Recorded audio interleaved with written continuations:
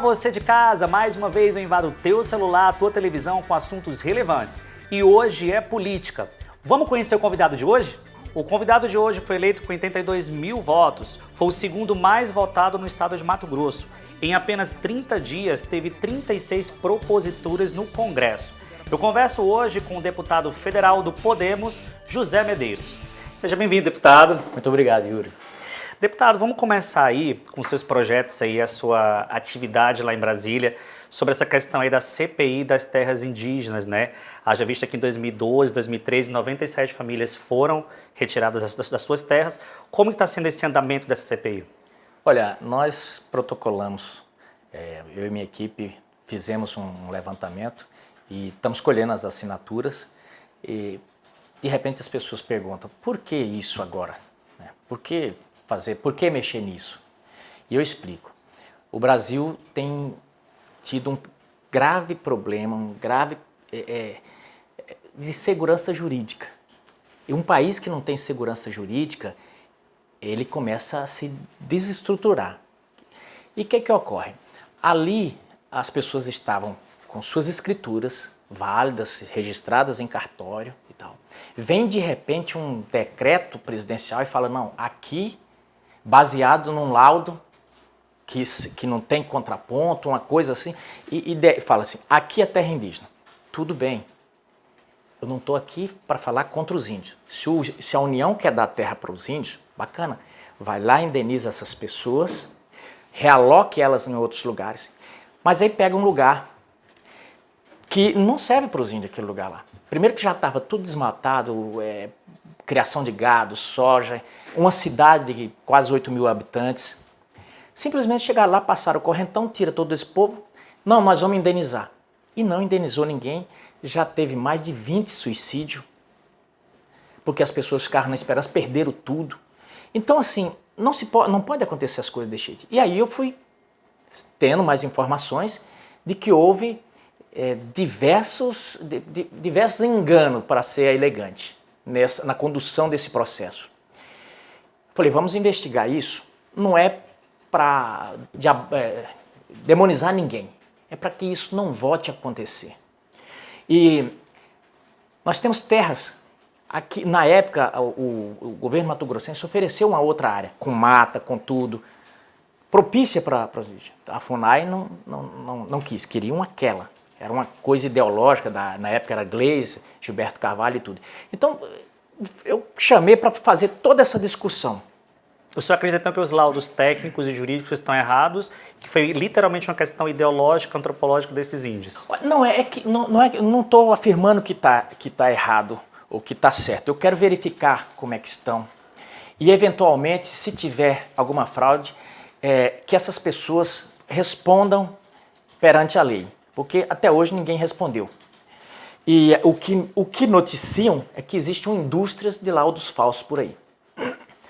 Então, o que ocorre? Ali naquela aldeia, na reserva, foi tirada essas pessoas e foi criada a reserva. Mas o interessante, os indícios de que é por isso que é preciso investigar, é que a delimitação da reserva é o memorial descritivo aos limites da antiga fazenda da Suiamiçu, que era da Agipe.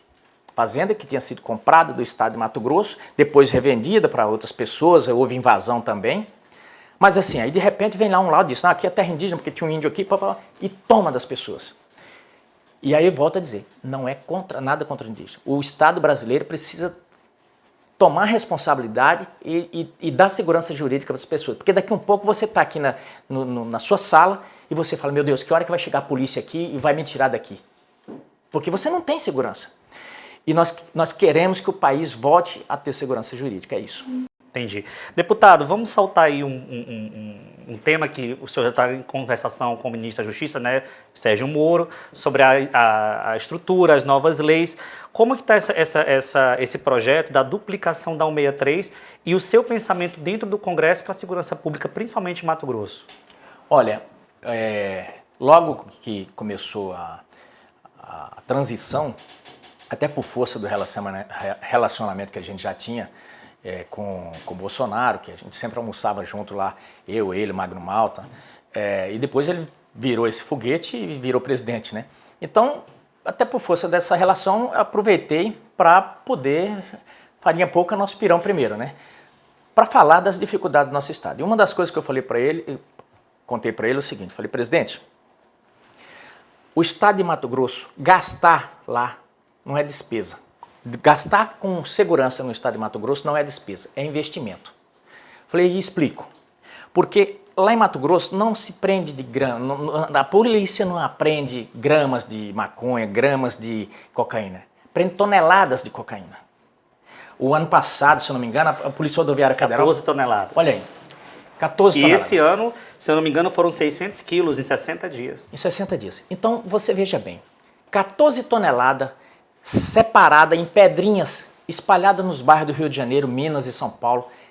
Como é que o Estado iria gastar milhões para... E quantas vidas ia desgraçar? Foi parado aqui. Mas se tivesse estrutura, scanners, efetivo, a gente barrava muito mais. Mas eu tenho dito para ele, a segurança no Brasil até hoje tem sido feita de costa para o Brasil. Ela é feita para o litoral. Então, Rio, São Paulo, quando muito Minas e Paraná, e às vezes Rio Grande do Sul. Mas o resto fica de costa. É como se não existisse. Lá no Mato Grosso, não sabe o que está acontecendo aqui. Então o que ocorre? A galera deita e rola. É fuzil, é arma. Em Rondonópolis teve uma época que descobriram uma quadrilha lá que tinha um laboratório de refino de cocaína lá perto de Alto Araguaia. Então assim, foi esse o roteiro. Me reuni com o ministro da Justiça, Sérgio Moro, depois e passei essa preocupação para ele de que nós precisamos de fazer isso. Não é criar mais uma polícia, nós não precisamos criar mais uma polícia. As polícias que nós temos, basta elas sabem fazer o trabalho dela. PM, Polícia Civil, Polícia Rodoviária Federal, Polícia Federal. Agora precisa de recursos para cá. Mas, por exemplo, foi gasto quase 1 bilhão. Quase não, foi gasto 1 bilhão naquela intervenção federal no Rio de Janeiro. O que é que mudou na segurança do Rio de Janeiro? Nada. Sabe o que fizeram? Compraram mais fuzis, compraram mais equipamentos, mas não muda a estrutura. E sequer se nivelaram com os bandidos, porque a qualidade do armamento deles é muito superior, muitas vezes. Exatamente. Se tivesse investido isso aqui, 1 bilhão na fronteira de Mato Grosso, isso aqui estava uma coisa. Teríamos helicóptero patrulhando aí toda hora, tava um brinco. E evitava muito mais. Mas, enfim, é questão de governo, de pensar. O ministro se mostrou sensível a isso.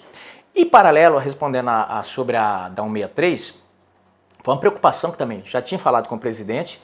Falei, olha, nosso estado tem 20, ele é responsável por quase metade do que se produz no Brasil, mas ele só tem 20% das estradas federais pavimentadas. 20%.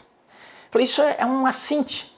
E conversamos com o ministro Tarcísio e foi uma boa a nomeação desse ministro, porque ele é um ministro capacitado. Ele é formado no IME, aliás, é o recorde de nota até hoje no IME, é dele.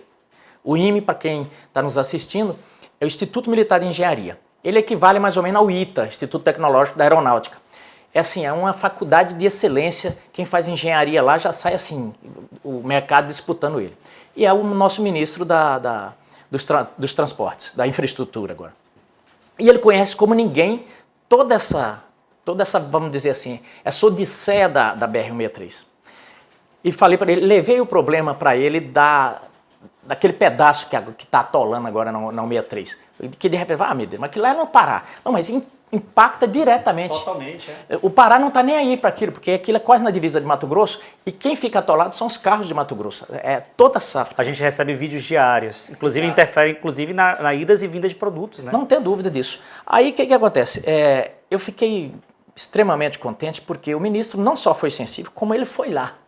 Eu tinha falado antes do atoleiro, ele falou, Medeiros, eu vou fazer um estradeiro lá. Ele entrou num caminhão em Sinop e foi até Miritituba. Lá até no porto de Miritituba, lá em Itaituba. Rapaz, nunca vi um ministro fazer isso. Viu a situação, aí veio o atoleiro. Ele colocou toda a estrutura, quer dizer, os caminhoneiros sofreram, mas menos do que das outras vezes. Está lá a estrutura de Polícia Rodoviária Federal, o Exército, dando marmita, água e tudo. Quer dizer, e prometeu, isso aí é uma promessa dele e do presidente, que o ano que vem vai estar asfaltado aquilo lá. Já as máquinas, parou a chuva agora, as máquinas já vão começar a fazer o asfalto. Então isso é muito importante. Medeiros, e a duplicação da BR-163, que essa eu coloquei como ponto-chave. Nós temos uma empresa que pegou, depois teve a Lava Jato, ela não podia receber empréstimo do BNDES, porque ficou, enfim, inidônea, e ficou aquela coisa. Não fez a duplicação, venceu o contrato, agora tem só duas opções. Ou a União toma, ou refaz um acordo com ela, ou então vai ter que fazer uma relicitar, fazer tudo de novo. Mas nós estamos no seguinte impasse. Se for para fazer todo o processo de novo, vai no mínimo uns 4 anos. Então nós estamos assim, conversei com o ministro e várias pessoas, vamos tentar salvar esse contrato? Essa empresa, o que tinha que punir, puniu, põe nas pessoas, mas libera esse dinheiro para Mato Grosso, faz a pavimentação, porque nem o povo de Mato Grosso tem nada a ver com isso, e nem a empresa. Quem tem a ver com isso são as pessoas que administram. Qual que é o valor dessa obra? Essa obra aí com 3 bilhões faz. Então assim, e eu discuti muito na época, fiquei muito irritado com isso, porque eu fui na Venezuela, tinha um metrô, uma coisa linda, feita com o dinheiro do BNDES. Você vai em Cuba, tem um porto de Muriel, você vai na Angola, tem um gasoduto lá, um oleoduto. Quer dizer, e aí nossa 163 aqui não podia liberar 3 bilhões. Um monte de desculpa. Mas agora o ministro também já começou as tratativas, fomos no TCU agora, o governador Mauro Mendes, foi toda a nossa bancada, e parece que a gente vai conseguir desvendar o novelo para as coisas, enfim, começar a andar. Ah, que ótimo. Então você que vive por essa região e vive entupindo a gente de vídeos, sossega que vai sair, né, deputado? Vai sair. Mas, deputado, vamos falar um pouco aqui para Mato Grosso. Conversa com Mauro Mendes. O estado está em calamidade financeira, 3,9 bilhões de dívidas e restos a pagar. O senhor afirmou ultimamente que esses 450 milhões aí do FEX ajudaria a amenizar. Como seria isso? Essa dívida aí já dava para duplicar a rodovia. Sem dúvida nenhuma.